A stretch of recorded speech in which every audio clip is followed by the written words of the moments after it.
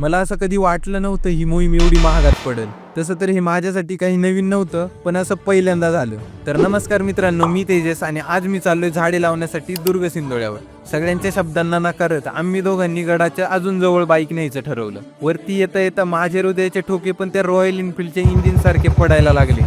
गडाच्या पायथ्याजवळ पोहोचल्यावर बाईकने आम्हाला वरती आणलं की आम्ही बाईकला हे कळत नव्हतं. ते म्हणतात ना, सफर खूबसूरत है मंजिल से भी, तसंच काहीतरी आमच्या सोबत पण झालं. लगेच ट्रेकला सुरुवात करून थोड्यावरती आल्यावर ज्या ठिकाणी झाडे लावायची होती तिथे खड्डे घ्यायला सुरुवात केली.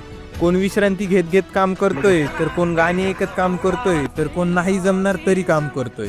हे खड्डे फक्त झाडांसाठी नाही, तर इथे पाणी साठून त्या शेजारी लावल्या जाणाऱ्या झाडाला मोठं होण्यासाठी मदत म्हणून ही आमची दूरदृष्टी जी महाराजांकडून आमच्यात आली.